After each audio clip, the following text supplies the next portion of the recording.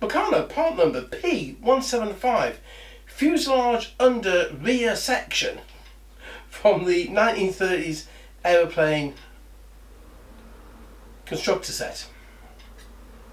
And yes, I did forget what it was called there. Hi folks, and welcome back. The biplane is a design that we consider to be antiquated today.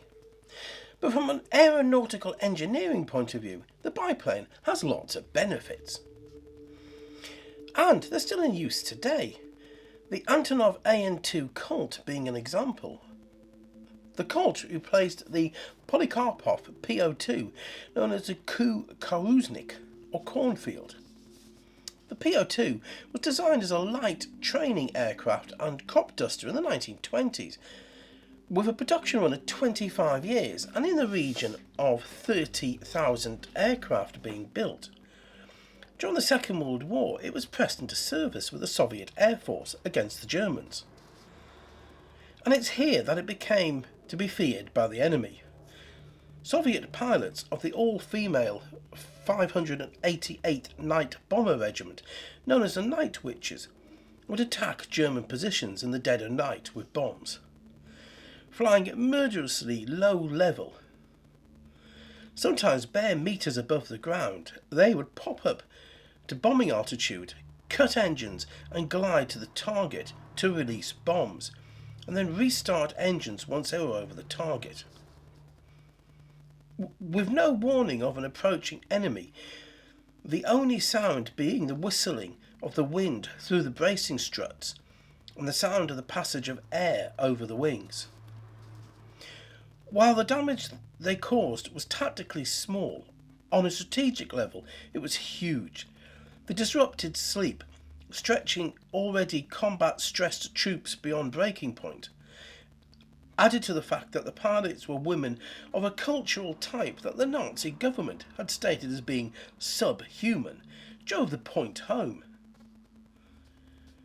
The 588th would fly multiple missions a night, sometimes as many as 18, giving the ageing crop duster Kukuruzniks aircraft a force multiplier effect that it would not have had otherwise. Added to that, the fact that its top speed was under the stalling speed of both the Bf-109 and the FW-190 made the aircraft very difficult to shoot down. Germany ended up copying the idea and created several night attack squadrons stocked with out-of-date biplanes and Parasol aircraft. The PO-2's last combat was in the Korean War, flown by North Korean pilots. On the 17th of June 1951, at 0130 hours, two PO-2s attacked the Suwon Air Base, dropping 2 bombs each. One F-86 Sabre was hit and began to burn, and a further 8 planes were damaged. The PO-2 is also credited as being the only biplane to shoot down a jet fighter, ever. When a Lockheed F-94 Starfighter, trying to slow down to under 100 miles per hour, well below its stall speed, was shot down by the PO-2 it was trying to shoot down.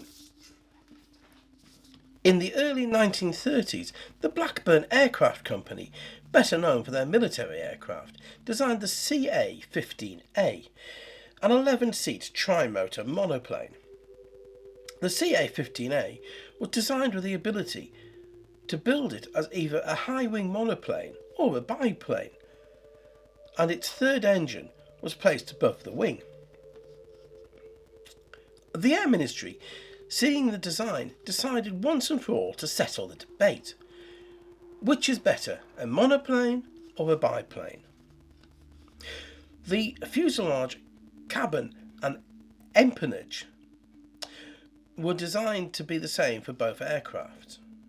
The empennage is the tail section of an aircraft and includes more than just the tailplane and rudder of the airframe. I didn't know that. There's so much knowledge that I've learned researching this channel. It comes from the French verb empenner, meaning to feather an arrow, and yet again shows how much of our ability to travel was first nurtured in France, The nation was, and in many ways still is, the driving force behind what moves us. The two airframes were all but identical, and in 1933 were sent up to RAF Martlesham Heath for testing. In the end, no definitive answer could be given.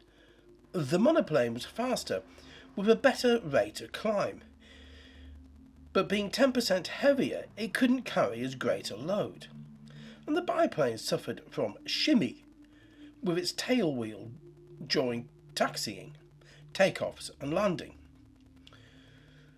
which could make it very difficult to control. Shimmy is an uncontrolled oscillation of the landing gear. Motorbikers call it the death wobbles. And all modern aircraft have a shimmy damper fitted to make sure it doesn't happen. In the end, the biplane was broken up post-trials, and the monoplane went on to serve in the RAF as a test aircraft for the new-fangled invention called automatic pilots, the forerunner to the modern autopilot. Later, it served as a test bed for wireless experiments. What experiments, I don't know, but I'm sure there were backroom boys boffin types, top boffin types, in tweed jackets with leather patches on their elbows smoking pipes. After that, in 1937, it served as an RAF taxi for a few months, and then was scrapped.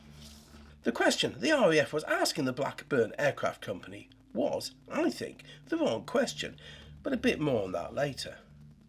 The difference on the biplane versus monoplane debate is not the one of which is better, but more a question of which design suits the requirements that the situation needs. The biplane offers the designers the option of making a stronger frame for less weight, as the rigidity of the wings comes from the ability to use spars and rigging wires to give strength. Unlike the monoplane, that requires a cantilever structure that spans from wing tip to wing tip, to allow the forces imparted on one wing to be transferred to the other wing, and therefore cancelling each other out. This design needs a deep wing box to be included in the design of the aircraft, which takes up valuable space for cargo or passengers. The other need in monoplanes of this era, and even later than that, was the installation of struts to brace the wings. This was a common reason for aileron flutter, the deadly side effect when the designers reduced the thickness of the strut to reduce drag on the wing, but by doing so made it possible for the wing to warp in flight. Flapping wings might work for the birds, but it tends to be bad for things made out of wood or metal. A visual demonstration of this can be seen by watching the Tacoma Narrows Bridge failure that occurred on the 7th of November 1940. As strong winds played over the bridge surface, a flutter was induced, until, in the end, the bridge failed. There were other design benefits of the biplane, simplicity being one of them. The ability for maintenance in areas of reduced technologically advanced countries. But this tends to be down to simpler designs being adopted. The AN2 Colt that I mentioned earlier is a good example of that. In the early years of aviation, the problem was simple: the weight and drag of the airframe versus the power of the engine. By the 1940s, less than 7 years after the test of the two Blackburn aircraft, the exigencies of the Second World War had given us the engines. The Armstrong-Siddeley Jaguar engines that had powered the CA-15 aircraft had only produced 490 brake horsepower each. The Rolls-Royce Merlin engines that were fitted to the Lancaster bomber of World War II fame produced 1,240 horsepower per engine, and there were 4 of them.